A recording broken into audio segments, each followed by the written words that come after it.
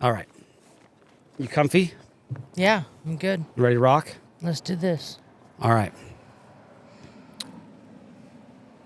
All right. I want to welcome everybody to the RedBus Podcast, Episode 1, airing from Highland High School, the home of the Rams, my old high school, and my guest, Amy's old high school. Give it up for my guest, Amy. Woo! Yeah. Thank you for having me. All right. So, if you recall from my introduction video, I shared a little bit about I was going to have my first couple guests were going to be people that I knew, so that it would be a little less intimidating for me asking questions of people that I don't know. And Amy came to mind because I've known her for 25 plus years. And after high school, we kind of lost contact for, I don't even know, like 20-ish years. So you have a lot of life experience in that 20 years that I don't know anything about, really. And so I figured the idea of the podcast is to have people on that are willing to open up and share experiences that have shaped their lives. And that allows other people to see into other people's lives and kind of understand the views of the world from different perspectives, right? Because my perspective is much different than your perspective. So I think it's just beneficial to open it up and share thoughts on the world from your own perspective. So I thank you again for being my first guest on the podcast. I mean, this is pretty exciting. It's been a long time coming. So, I mean, are you pretty excited about this? I'm nervous, but I'm excited. Nervous but excited. Yeah. Well, that's the way it should be, right? I mean, I would imagine. Are you gonna censor my swear words? Just don't use them. I don't know. Just you can use them, and we'll figure it out. If I have to censor, I'll censor. If not, then it's not a big deal. All right. I'm not worried about it. I don't think you're gonna go nuts on me. No. Nah, I don't think so. All right, so I guess we'll just get right into it. I've compiled a bunch of questions that I'm going to use as kind of a format for these podcasts, but I'm not going to use all the questions every time. And then at the end of the podcast, I'd like you to remind me so I don't forget. At the end of the podcast, I'm going to steal an idea that I got from Diary of a CEO podcast, where after the show's over, the guest is given the opportunity to give 3 questions for the following guest. So think about that while we're chilling. And then I'm excited to share your questions with the next guest. See, I think that's going to be pretty fun. I've always enjoyed watching Diary of a CEO and seeing these questions that people share. So I think that's pretty cool. So I guess we'll start with, let's just start with the first question today being, who would you say is the most influential person in your life and why? For me, it's been a lot of different people. I've jumped a lot of different people, but for this moment right now in my life, the most influential person is my mom. The reason why is because she's just the most Christian-like, Christ-loving, not judgmental. She lost her husband 5 years ago, and she knows that she's going to see him again, and she doesn't let it get her down, and she moves forward with steadfast in Christ, and it's inspiring to me. That's awesome. That's awesome. So when you say there were other people in your life that have been that person for you, I think the reason why, like, I'm what you call ADD. And so it shifts. It shifts Okay. to different, trying to find myself in the path that I wanted to take in my own life. I had to find my own way, and I would follow. In high school, I had a group of friends, let me back up. Junior high, I had my church friends, but then I moved. I was living by Highland High, and I moved in with my dad in Sugar House, which put me in the Highland district, and so I ended up going to Highland. So I was starting school as a brand new student in 10th grade, and so the girls that I hung out with in Sugar House area, Belvedere Ward is what we called it, those are who I looked up to and wanted to be like. But I also had other influences that came from outside, and I made a couple, I don't know, I guess I was a follower for a long time, just a lot of different groups, a lot of different kids making bad choices, with drinking and drugs, and I wanted to try it to see if it was for me. And I did at 15. I remember on Downington Avenue, and we bought a jar of Jägermeister from this kid's trunk at the Arctic Circle down the street, and we drank it. It tastes like cough syrup, so it wasn't hard to drink, but I loved it. I loved every second of it. And that changed the who I followed. I followed alcohol for a long time, for 20 plus years after that. so alcohol kind of was a fork in the road of your life. Yeah, I mean, it made me feel like I was somebody. It made me feel invincible, made me feel popular. I could dance, and I got laid all the time. So you're saying you can't dance unless you're drunk? I think I can dance. I know I can, but you dance better You dance better. because you're more relaxed. I got you. You're more relaxed. Okay. Yeah. Okay. Well, interesting fact, and I don't think I knew this before, but I also started at Highland in 10th grade. Oh, I didn't know that. So, yeah. Anyways, interesting. Okay. So how long did you live with your dad before you moved in with moved back with your mom? So I only ended up living with him for about a year and a half. It ended up being a situation that I didn't particularly care about. There was a lot of my dad. He's a good man. He never got over my parents' original divorce, and he wanted to use me as, he didn't want to pay child support if I was living with him, even though it was court ordered to go to her, and wanted to file me on his taxes, and that's all he cared about.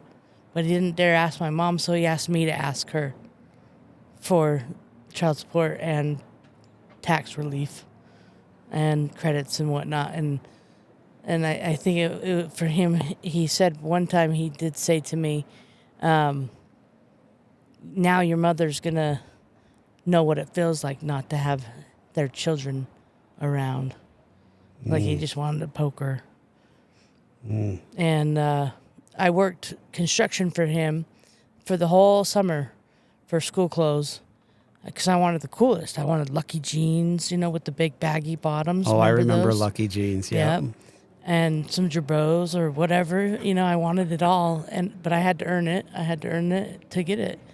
And I tallied my hours. I was like $1,000. I earned $1,000 in the summer. And I said, can I get paid so I can go school shopping with my friends? And he said, yeah, go add up that IOU ticket that you owe me. So I added up this IOU ticket that had like $40 Lagoon or 50 cents pinball machine.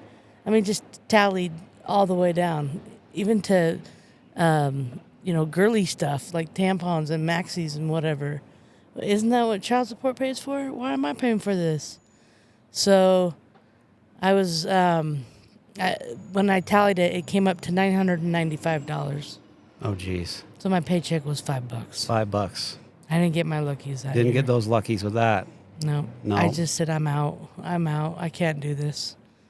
That's wild. That's wild. So what do you think it is about your mom that gives you that kind of rock other than the spiritual side? Does she have other qualities that you think you look up to? She's so shy. Well, except for with me and lately. I think I'm rubbing off on her because mom's swearing now. But she's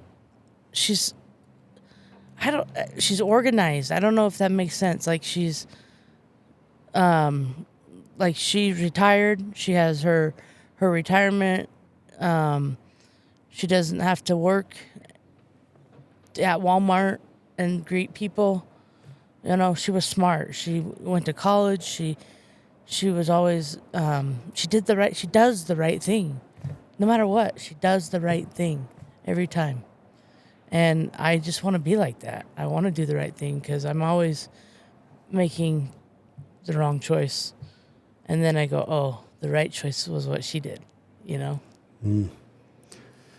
Well, I think I wouldn't beat yourself up too much. I think we all make wrong choices pretty often. Yeah.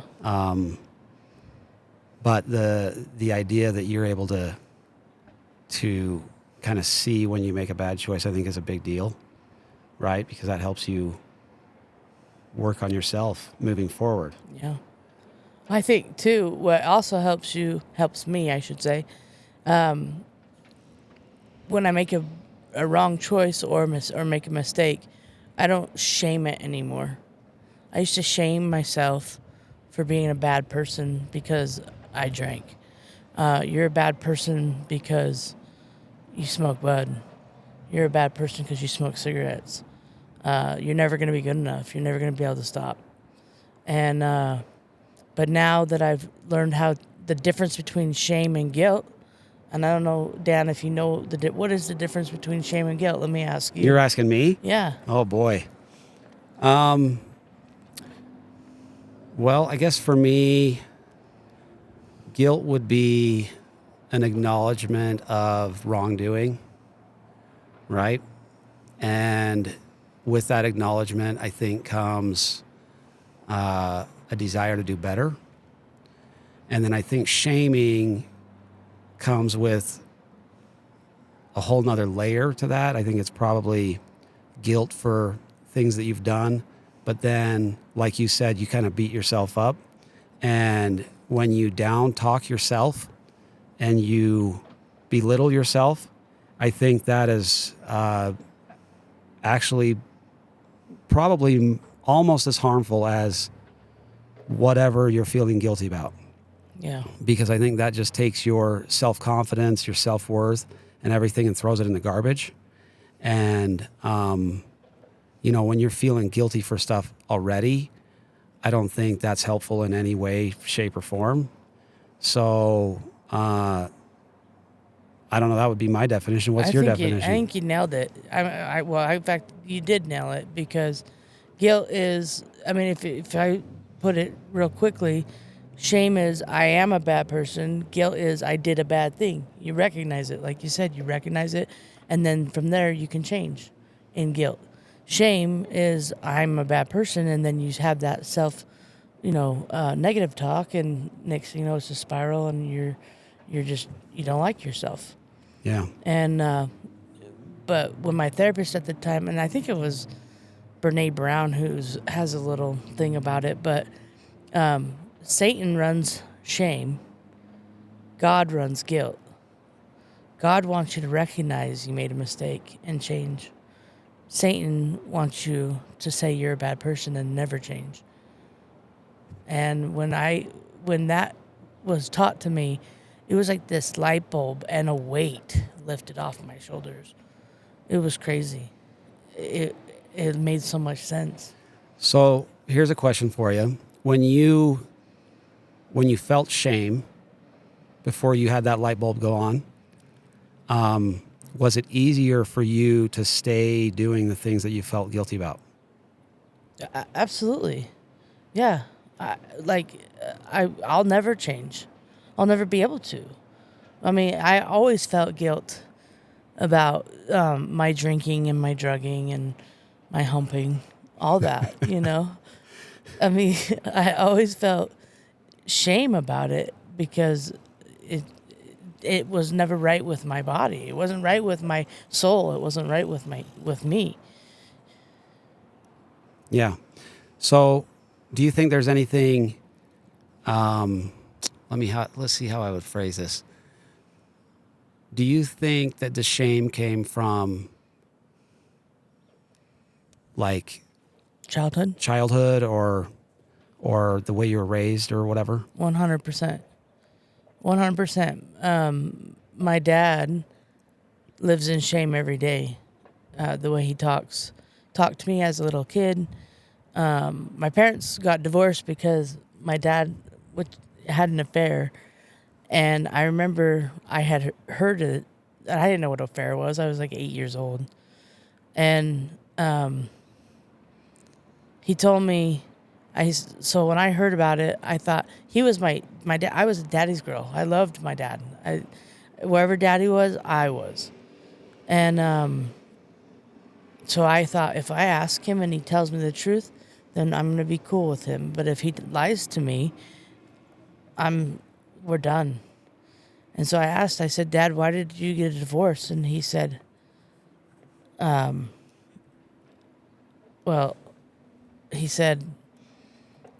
because I asked your mom for a divorce and she won't divorce me. So daddy had to go get a girlfriend so she would. And I was 8 years old, and I remember just thinking, I don't know, where did I go with that? I'm sorry. We were talking about shame. Anyways, but I remember just thinking, that's so sad, you know? Yeah. It's still sad to me. But I remember driving down the freeway, and we were driving past a temple, and that's a place where I've always wanted to go and go inside and see what's going on in there when I was little. And he said, you'll never make it to the temple because you have to be perfect. And that was at a young age. Nobody's perfect. And I was 9. Mm. And so I always thought I had to be perfect to be able to accomplish those kinds of things. And I would never be perfect. And that was shame right there because I am perfect now. Hey, I think we're all perfect in our own way, right? We're perfect in our own selves. To be honest, I'm happy right now. I'm happy with who I am. I have no shame in my game. That's awesome. For sure. That's awesome. I mean, I go into these deep thought moments about life a lot, and I think learning through all kinds of different experiences is part of what this is all about. Mm-hmm. And sometimes those experiences just suck. They do. But I think if you can kind of learn and grow from that, it gives you life experience and it helps you be a better person in general. Absolutely. On a lighter note,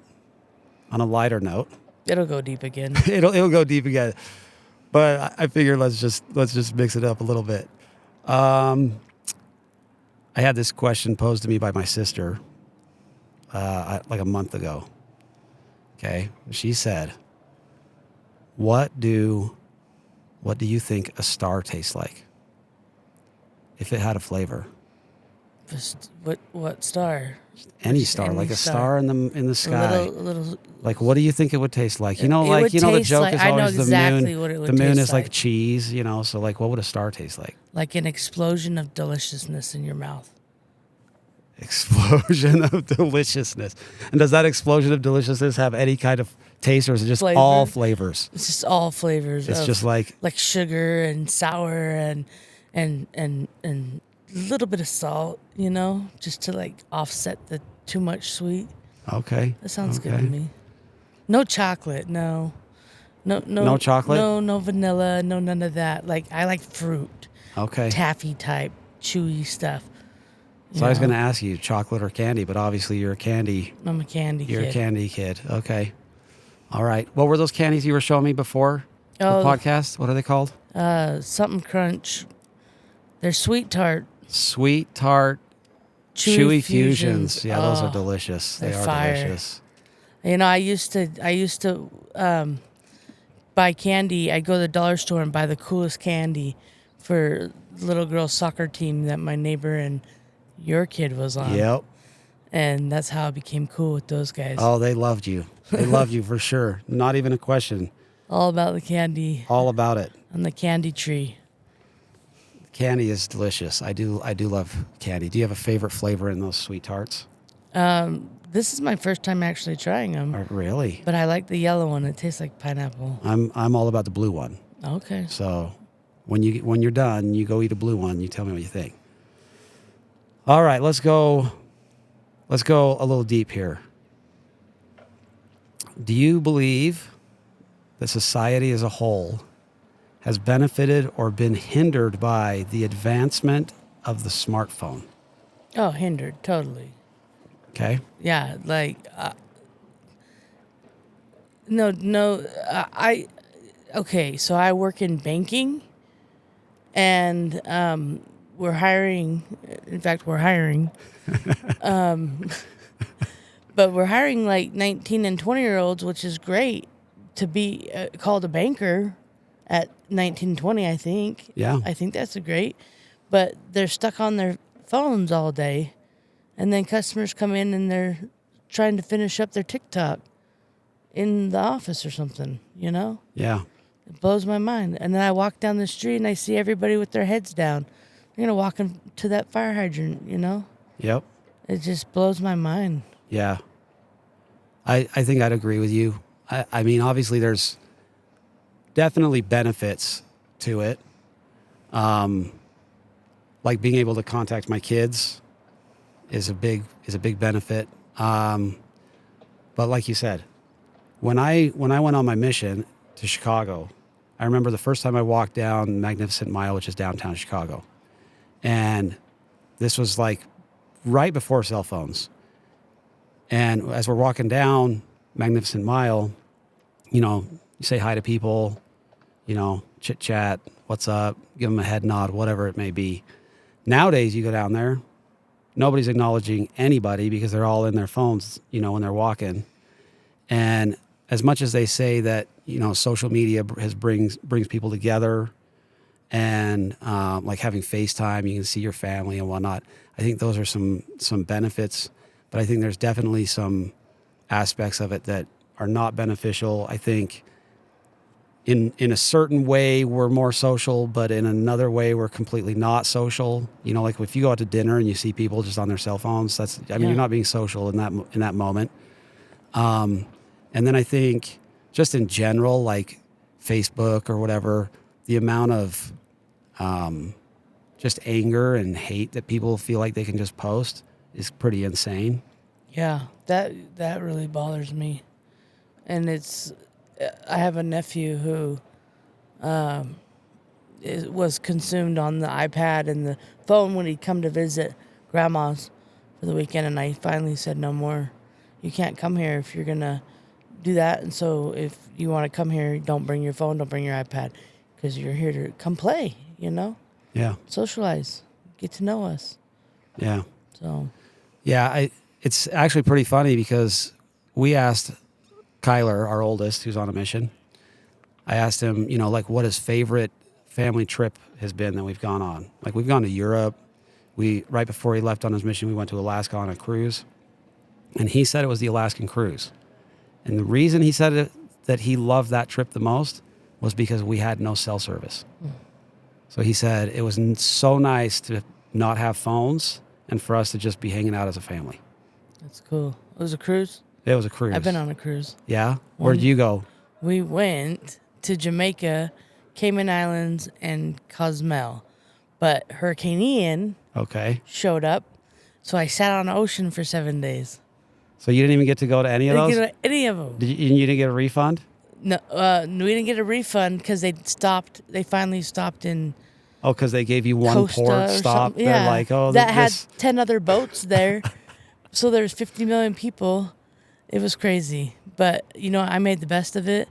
And I tell you, everybody on that ship knows who Amy is. Oh, yeah? Mm-hmm. And why is this? Because I won the belly flop challenge. Ooh, belly flop challenge. I had a tankini, and I rolled it all the way up, so my belly was hanging out. And I did the hurt box and everything, and I won every time. And you were just red as could be afterwards, I bet. Yeah, I was red, but I was so hype. I didn't care. It was so fun. I didn't feel it. That is amazing. That is amazing. I would have loved to see that. That's funny. I have video. You do have video? Yeah, I'll show it to you. You'll have to show me.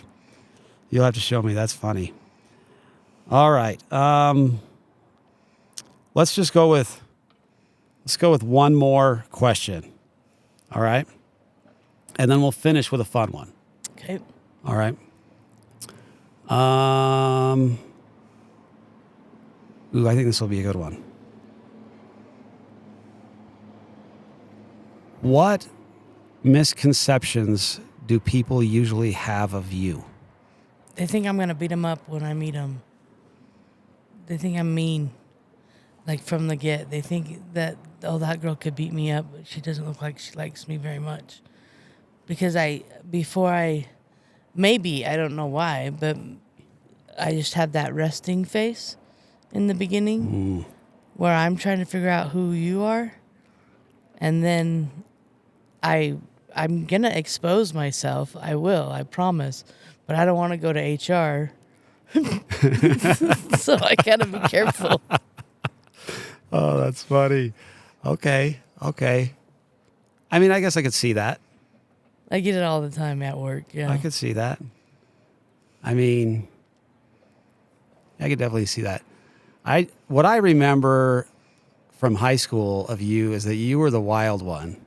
You were pretty wild from my memory, at least. Yeah. Especially in the group we ran in. There was nobody wilder than you. So. Yeah, there's no stopping this ADD. Not even the Adderall can. All right. Or say ADHD, I mean. ADHD. There you go. Okay. All right. I'm hyper. Let's see. Final fun question. This is going to come off the dome. So I'm just trying to compile it right now in my mind.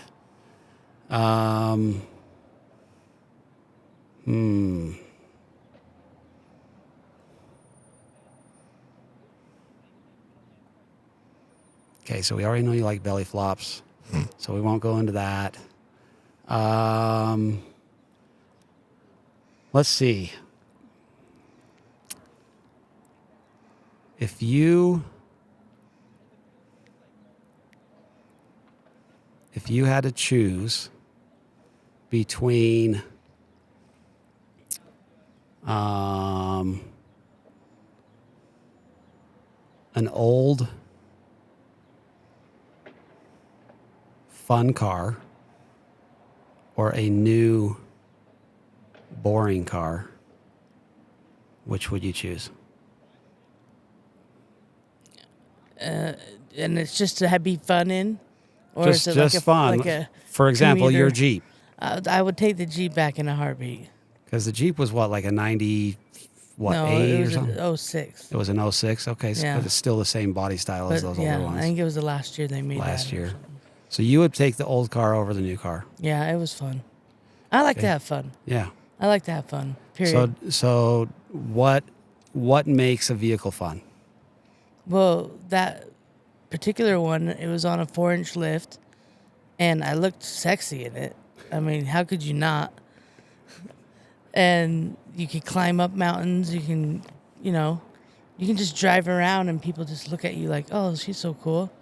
Okay, so did you ever actually take it off-roading? Oh, don't tell, but no. No. I would say because I couldn't drive anywhere because I was getting 11 miles to the gallon. It's true. It's true. But I would actually say that's probably the majority of Jeep owners. Yeah. Like, I just got to get, when I grow up, I'm going to get a truck and a trailer and a Jeep. And a Jeep. Did you ever roll with the doors off? The doors off, yep. Doors off all the time. Yep. That's where it's at. Mm-hmm. And I will say, for the record, chicks that drive Jeeps with doors off do look sexy. I win. All right. Well, this has been pretty awesome. Yeah. It's been awesome. It's been fun. I hope you've had fun. I have. I can't ask for a better first episode guest. You've been awesome. I'm so grateful that you shared what you shared and that you were willing to kind of open up and give people a little bit of insight into your life. And so I guess for now, we're going to wrap up the first episode of the RedBus Podcast. Yeet, yeet.